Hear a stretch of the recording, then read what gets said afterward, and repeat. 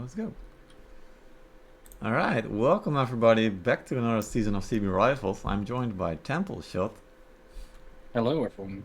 Yeah, that's the first for us here on the channel. Well, you've been joining us for a couple streams, of course, last season, but this time, hopefully, you'll be casting way more with plebs now out of the way in CB Rivals. So you've not been scrimming, so that's good, but you might still get some wins, of course.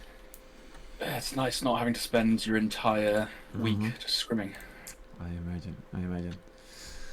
Yeah, so it's gonna be good stuff. I hope today we got the Rustic Division going as well, of course, on some of the other streamers' channels, so you can check it out as well. If you type like !info in Twitch chat, you can find out more about the tournament and Discord and whatever. So that's all there. And then on this channel, we will be doing the Feudal Division, so the highest division. We'll be going over all the teams in a bit. Hopefully, you've already watched all of the introduction videos from all the teams on YouTube. Make sure to check those out. It's pretty cool content, I think. The Valkyrie squad edited those, and it's a really good job. So kudos to those guys. All right, so that's it. Temple, we're going to go over the map in a bit. You got something prepared for us, so finally we'll be able to get some like quality content in terms of like what's going on inside the game. Because, well, be honest, I'm not an extremely good player myself, nor am I a team captain like you. So I hope that we can up the quality of the stream a little bit by having you over here. I will certainly try my best. Absolutely. We're gonna have some other guys joining as well later. Echoes might be joining. Some others will eventually over the next couple of weeks also. So we'll see how that goes. Quickly going over the league then. Let me just talk you through it. So on the challenge page, you can check out the Feudal Division and the Rustic Division. It's basically 7 rounds of competition on 4 different maps. The maps will be rotated every week, and we are banning units an hour before the match. It's a best of 2, so both teams get to attack once. If they win both, of course, they get 2 points. If it's a tie, they get 1 point. And at the end of the season, any teams that are tied in points will be fighting for a tiebreaker match to get the best seeding. And finally, the team that's placed first at the end of 7 rounds, plus eventually needed tiebreakers, will be crowned winner of CB Rivals Season 3. So that's the quick rundown of CB Rivals this season. Temple, you've probably taken a look at most of the teams and also checked out what players have been going where. So what is your general idea about the league right now with the season ahead of us? Yeah, I mean it's very fresh. I would say there's a lot of new change, a lot of new teams, a lot of changes of different players and everything going around as well. Obviously, we've still got No Beaches in there. We've still got EG. We've got Ponga. We've got Odin's Legions. We've got some old names still coming through. But yeah, there's still a lot of new teams in there as well. Obviously, with the likes of Yeah Buddy that have come through, EG that have moved up from last season. So yeah, there's gonna be some exciting stuff happening in the Feudal Division. It's gonna be interesting to see how it plays out. Yeah, absolutely will be. And like I said, I'm really looking forward to seeing all those new teams playing in Feudal Division. It's also good, I think, to have now actually kind of plebs gone because, well, like you said, so Yeah Buddy is mostly plebs and kebabs now. So I'll definitely be expecting a really strong team going in there. I mean, even though you're not with them, the players are still there mostly. Yeah. But we're definitely expecting like kind of a new fight to see who will be taking over from plebs because plebs was so dominated. Yeah, like I don't think there's absolutely going to back to be. back to back. Yeah. Yeah, I don't think there's going to be one team that dominates in this. I think it's going to be very close. I think most likely it's going to be No Beaches and Yeah Buddy at the top. I think Odin's Legion have the potential to win because when they play well, they can beat any team. They've beaten plebs many times in passing scrims and things as well. Like when they play to their strengths, they are very strong, but they're just not as consistent as other teams. That's what lets them down. So they have some games that they just really play quite weak on.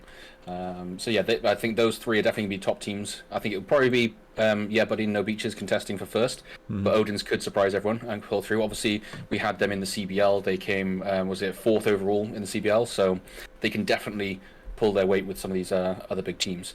And then it'd be interesting to see what happens with the other teams as well. Obviously, Apes is fairly new to it, but they were in CBL as well. They had some pretty decent players there. We scrimmed them a few times as plebs, so they definitely had some strengths there as well. You've got Argonauts who have been around for a while now. They are a consistent team, maybe not the most individually skilled players. They have good teamwork together. so they can pull off some good pushes there as well. And then they've obviously got Why So Serious now as the new team coming in, and Pond Guard as well. It'll be interesting what happens to them, because obviously the first season they played really well. They were in the finals with us, well, season 0, and then after that they kind of fell apart for a couple of seasons and didn't perform to their strengths again. So we'll be interesting to see where they can finish up this time. Yep, so yeah, there's going to be a lot of exciting stuff.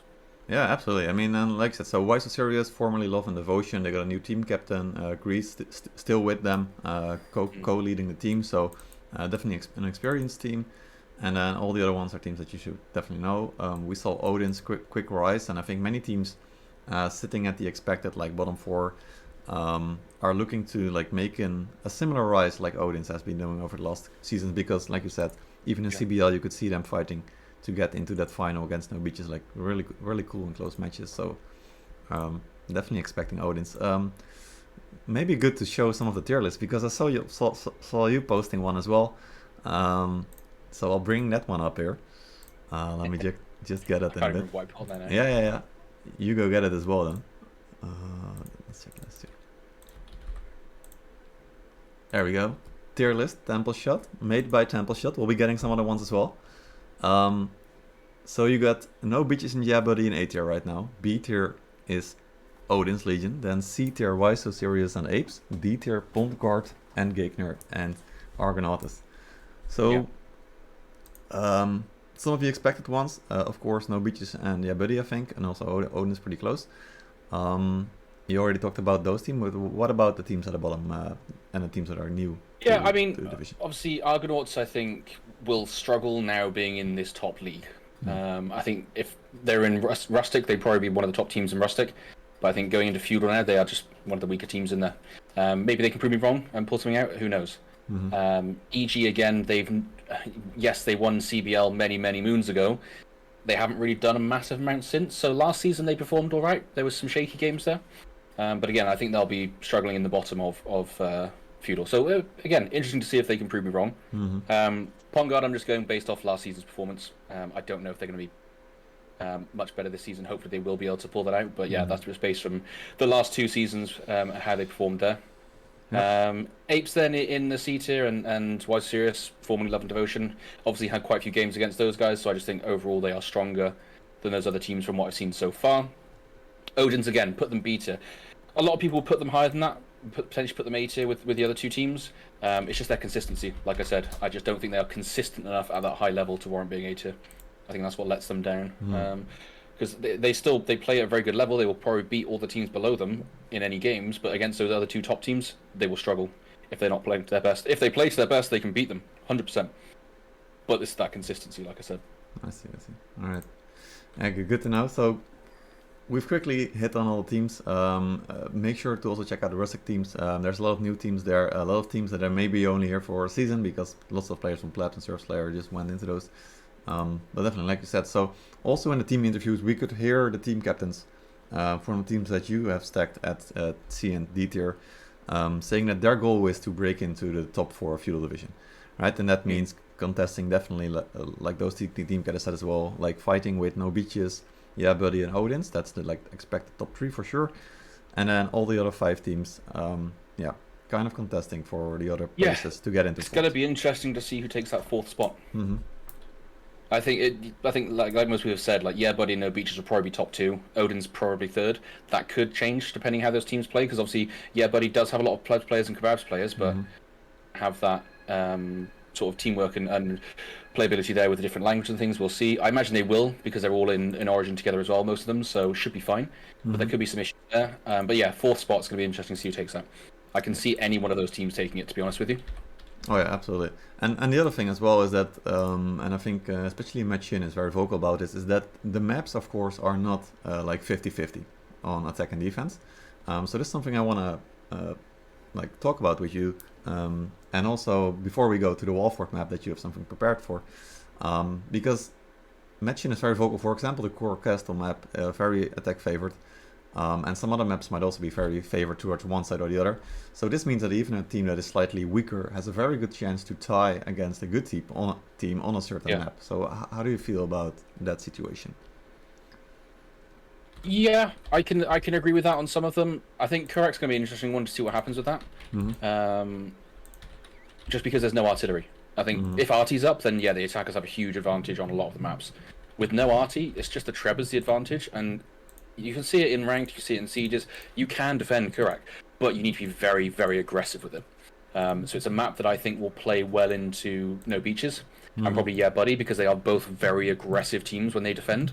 Constantly pushing out and taking the fight to the enemy. At least, obviously, coming from Plebs and Kebabs, I'm thinking with Yeah Buddy, but just from historically from those, they are normally very aggressive.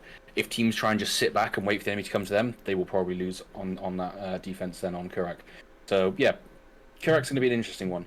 A lot of teams don't have the most experience in that, especially some of these newer teams. So how they pull that off is going to be interesting to see. I don't think it's I think it is more attacker favored. I don't think it's massively attacker favored, if that makes sense. Yeah, absolutely. Similar thing, Wolfort, again, we've seen it go both ways multiple times. Again, there's no RT, so I'll go into this more in a moment with Wolfort. There's no RT, which makes a big difference. So, but it's still fairly evenly sided, I would say, overall. It just depends on the strats people are running. Because a lot of it comes down to the coin flip of the strats as well. Yeah. They could have prepared something that just completely counters your setup that you weren't aware of, which is something that always happens, especially with the bans as well. Yeah, exactly. That's the other thing. I do hope that we get to see how the ban system can impact whether it's attack or defense favored, because you have to play both sides. So you cannot just say, all right, we're gonna win this simply because we got the whole attack disabled. But it will definitely influence, hopefully, the matches and also bring more variety. Definitely. Yeah. And then if you have a certain strategy in mind that the team doesn't expect, you can take the win just by fighting better fights at certain points or choke points. It's definitely interesting to see. I think one of the only not issues, one of the running themes I guess I can see happening is Kurak, White Elk, and Hidden City are. And Wolfort as well, to be honest with you, are historically maps where teams will play a lot of cav on the defense because they're quite open maps. There's a lot of flanks, so we could end up just seeing a lot of cav fights a lot of the time. But then it's how teams adapt to that. The bans, you can ban things like camels to run more cav, or you can ban cav to then run more melees. So those bans will impact that a lot. Absolutely. Or you can choose to still defend the walls, which we've been seeing more and more on both CBR, CBL, but also in the CBL Asia. I think especially No Beaches, but also your team as well, Plebs, have been very aggressive on the walls. Yeah, it's definitely doable. It's going to be harder in this because obviously we don't have siege in Rivals, whereas you do in CBL, and that does make a big difference because that siege is a lot harder to kill towers, and that's the main reason holding it. But teams might still try and do an aggressive hold with the towers there. Looking at Wolfort, for example, teams have done it in the past. I'm not sure if Plebs, if we did it, I think on Rivals before with no siege, but letting the towers hit, a lot of the teams will just think you're going to drop A and B for free. And then you can then pull something out with actually defending really aggressively. So again, there's a lot of options there. Exactly. And those bans will have a massive impact on it. Yeah. So we'll be going to the bans shortly. Before we do it, let's check out Wolfort. You got something prepared there? Yes. Yeah? So let me know when it's all ready. Yeah, it's ready. You can go. Yeah. So just a few things to go through on this. Obviously, we've seen two main strats on this overall previously. So there's the whole A and B defense, where you kind of hold the map in this line here. I don't think any teams will be doing this today, simply because of the lack of siege. Potentially, if Falcos are up, they could maybe do something, because you can catch teams off guard with this. If you're holding this front line, they won't be expecting it, and you could potentially catch teams out. Because the other strat that a lot of teams run that was pioneered firstly by Keyboard Warriors back in the CBL years ago, is they dropped A and B from the start, and then had a defensive line back here, or even more towards the front here, and they were defending this way. So a lot of teams will expect you to drop A and B, so they'll run a lot more cav, and then you could catch them out then by holding on that wall, doing two holds up here with melees. After you hold that first hold, they don't have the unit scope on the wall because they're all running cav. So some teams might catch them out like that as well. But there's a couple of other strats that we've seen in the past as well. Teams holding really aggressively underneath here at the front, because you only really have three ways to hold them. So you've got the stairs to hold here in the choke, you've got the gate to hold, and then you've got the breach here. Because once the breach is down, and if you manage to kill the bridge at the start, they can't push from this side either. So you've only got those three positions to hold from. It's difficult to kill this with no siege, but maybe they'll have some Falcos to take this out. But otherwise, yeah, you can hold very aggressively on the front here. It makes it very hard for teams to actually get in and pressure anywhere. You've obviously also then got the strat where you just run mass cav and a lot of jav cav, and you're just holding in this area, just rotating, pressuring, lots of different options there. So as a defender, you have a lot of different ways to try and defend this map. because the advantage you have then with the attackers not having siege is the Treb can't hit you in this area. So all of this area is safe from Trebs. So it's quite good to hold aggressively on the front there. A lot of teams will then also do a resupply hold as well instead. So we've seen that a lot of times on this map. Historically, this was the way everyone defended this map until teams started doing that more forward aggressive hold. Teams will just hold on the resupply because you have the advantage there, especially if you've got Cocos or Flames. It's quite hard for the enemy team to push into you on that point. But then we've seen, especially in the Asian CBL as well, we've seen a lot of teams that will go to push this way, then they'll just block off this bit, they'll push forwards, they'll block off this bit, and they'll try and rush towards point then and set up here. Or they'll try and hold a choke at the front here instead and try and farm here for a bit, because you can treb this bit. So again, there's a lot of variation, and that's the one thing I'm looking forward to this map, which is why it's always been a favourite map of mine, is there is so many different ways you can attack and defend this map. Absolutely. We've also seen teams that will come to the front here and set up this way and do a slow push from here with Falco advantage or with range advantage. Teams have used longbows on this map in the past, and we may even see it today. Because if you use them properly, they can be oppressive on this map. They can be a good way to counter the jab cav spam. There's a lot of things that can be done there. Yeah, absolutely. So Walford for sure has been a map that we've seen so much in CBL core tournament. Like I think it was pretty much like almost the only map that teams played on for a while at some tournaments. So going back to the map more specifically, using the bans that we will be seeing in the first match.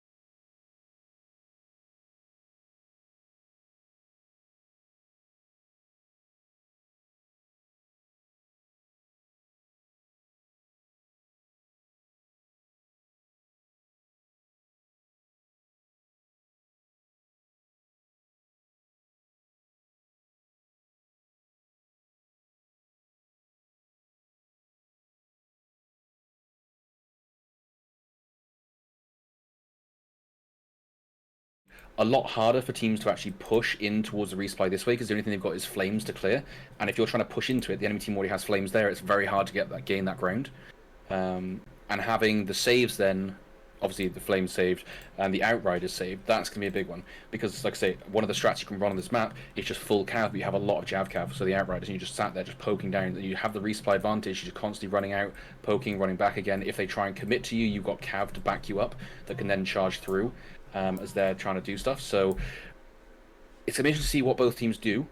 Obviously we've still got camels up, which are going to be a big factor against, say, Hussar spam, because again, another strat is to let the enemy team push onto the point, and then you just come from the resupply with mass Hussars just charging through, and Katas and dagger axes and everything charging through. But with the camels up, it's going to be a lot harder to do that. Having said that, outriders are very good at killing and dealing with camels. So yeah, there's a lot of different ways this can go. I would imagine we're going to see a lot of jav cav, a lot of outriders spam today, unless they're banned in other games. But yeah, they're open in this one, so I imagine there's going to be quite a few of them. Yep, absolutely will. Yeah, so definitely looking forward to seeing what unit specifically they will be picking. Seeing the Outrider save, of course, definitely makes you think that at least Argonautas wants to play with those. Same for the Flamers, of course. I mean, the Flamers are always a big unit. Taking a look, like, so Flamer saved, no Zicalian though. I know Zicalian can be really good at attacking the supply point, for example, right? Throwing the bombs over the wall. So based on the bans that the teams did, do you feel like that you can read what the team is going to plan for in terms of strategy, where they want to defend or attack? Yes and no, because the thing is, a lot of teams will, I mean, No Beaches was very good at it in the past, where they would ban a certain thing to make you think they're doing one strat, and then they play the opposite. So they were always very coin flip with their strats, which is what made No Beaches so strong, because you weren't ever sure what was going to be coming. But I definitely say that looking at Team B, looking that they selected the Outriders, tells me they're probably going to run a very heavy Outrider strat. Could be for attack and defense, but especially for defense. But then that could also be baiting them in, where if they then play that, Team A Argonauts could then run a very heavy melee defense on the walls. Maybe they try and catch them out there. So the second team then is going to be running a lot of cav, and then they get screwed by having to have wall fights. So yeah, it's difficult to say from the bans. You can only really tell when we're loading into the game, because a lot of teams will do a lot of coin flip things and trying to make you think they're doing one thing and then do the other. And so yeah, it's going to be interesting to see. Yep, absolutely will be. All right, going more specifically back to the teams then. We've been seeing those teams, Apes and Argonauts, a bit now. Are there any players that you specifically know from scrims probably, or just watching their games, that you feel are really good on specific units that we might be seeing? Let me just go and double check the team list again, because I can't remember all the players in these teams. Sure. So me let me just scroll back up through and find this. Absolutely. We could also start more generally, like Apes and Argonauts, like their play style. For example, like Apes have been saying that they like to play really aggressive, and I think most teams actually like to say that. Yeah, we've had that when we scrimmed against them for CBL as well. So when we're looking at Apes, they were very good at just being able to push the button and just go very on the aggressive side. Obviously, they've got some very old school players in there, like Ice Eagle, that a lot of the German community will know of, because he's been around since the start. Same with Spencer as well. Zucchi, they've got some of the Uwu guys in there as well, which are quite famous, shall we say. Van Amir as well, which a lot of people know about in the community. He is a very good dual blade, just good player in general. But yeah, so they've got quite a few recognizable names in there, and like I say, when they decide to go and they decide to push, they are very good at doing that. Absolutely. Yes. Very aggressive. Yep. Yeah. So that's a cool thing. Argonauts is of course a French team backed up by I think almost the whole French community. They've been coming from. They've also been playing with Golems Live, but they're also like practicing a lot. I think with No Beaches as well. Who's Machin, of course, also part of the French community. We had quite a few scrims against them as well. Yep. So we've had a lot of practice with them as well. Which this is one thing that I would rate again about Argonauts, is that they're not afraid to fight the top teams. Even when they weren't in feudal, they would still be scrimming against them, because you learn so much from it. Even if you lose, you learn more from losing than you do from winning in scrims, especially. Yep. It's one of the downsides of plebs, is that we didn't lose a lot, but when we did lose, we did learn a hell of a lot from it. So yeah, we did lose quite a few scrims to some teams, but yeah, Argonauts definitely, they've always put that work in. They've never been afraid to take that fight to the top teams. They've got some old school players in there people recognise, like Skis, Denatax, Droush. They've got some very good players in there. Wolf Silent, Mr. Diplomat, Jarul. They've got a lot of players in there you'll recognise their name from the past as well, throughout the history of the game. So there are definitely some good players in there. Yep, absolutely. Yeah. All right. So talking about good players, we also are joined by Echoes from Why So Serious. So welcome, wow. Echoes. I wouldn't call him a good player. All right. Well, I tried at least, Echoes. I'm in your raid temple. What are you on about, mate? How's it going, everyone? It's pretty good. Thank you. How are you doing, Echoes? Are you excited for the matches today? I am really excited for the matches today. And it's like Temple was saying, there are a lot of veteran players. So it'll be interesting to see how these people work together and what kind of strategies they're going to be using on Wolfort. I think, me and Temple being in plebs in the past, we play a lot of Wolfort. Like, that was our main map. So to see how these guys play the map will be really interesting. Yeah, absolutely. I mean, and you guys were able to play it with the grape shots. I mean, that's also the Pikachu grape shot logo for you guys. It's pretty big. Yeah. So the grape shot spam won't be used today, unfortunately. I mean, it's kind of funny. Not gonna lie. So we'll see what units they will be using to reach a similar effect. One unit that I also want to talk about. To be honest, I haven't been able to play the last couple of weeks at all because of the CBR Rifles organization and all stuff. So you guys have to fill me in on the new unit that is unlocked for today.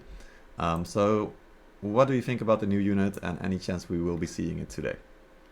Oh, the monks, you mean, as the new unit? Absolutely, yeah. Yes.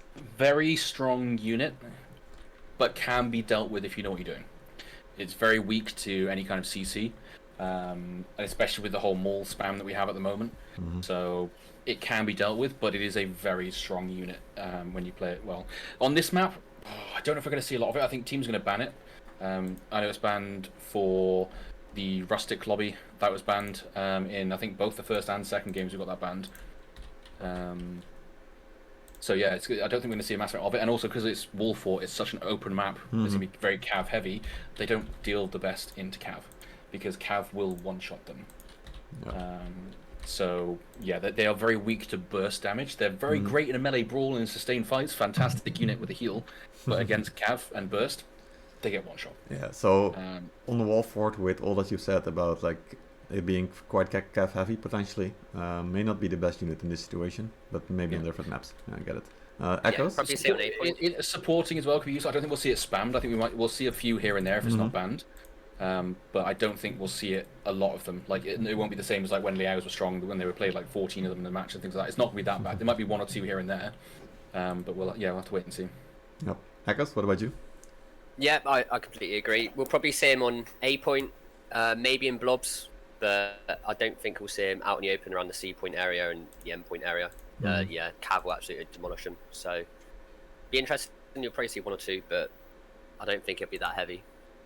Yep, yeah, sounds fair to me. Sometimes we've been seeing that the blue units have also been getting a niche strategy inside teams. Are we expecting anything from the whooshing pikemen? The thing is, I haven't played them much myself. I did test them on the PTR. Their AI was just a bit bugged on there. So when you press an ability, they won't just fire, they will run to the unit before they fire. So again, against Cav, really weak. In melee brawls, I've seen them do quite a lot of good stuff with the fire damage. But yeah, with this map, with the amount of Cav that's going to be on there, I can't see them being played. Also because of the leadership. Most people, because you have the bonus leadership on this, most people will be running, most likely, double golden and a purple, or golden double purple, depending on their leadership levels. So I don't think we'll see a lot of blue units. Alright, got you there. Yeah, and also Zicalin, of course, the most favorite blue unit, not there because of the ban, so I'm definitely expecting more purple for sure. We will be playing with full leadership, of course, because it's a custom lobby, so I'm not even sure if we're still in the campaign right now, but full leadership, so it's not like the CBL that teams maybe are used to by now because of the past couple of months. So it is full leadership, full doctrines, full runes, and all of your own gear, including units.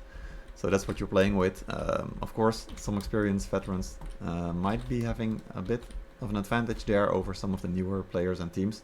I don't think we will be seeing a lot of issues for most players, because the ones that are playing competitively most of the time are the veterans. But for example, in the Rustic Division, we do have a few teams that are quite new, have been playing since October or November, and they might be having a bit of an issue there with lower leadership, but we'll see when we get into the unit selection how much of that is true. Yeah, so that's that. Alright, looks like we got the lobby ready, so I'm gonna check if everyone else is as well. I hope you guys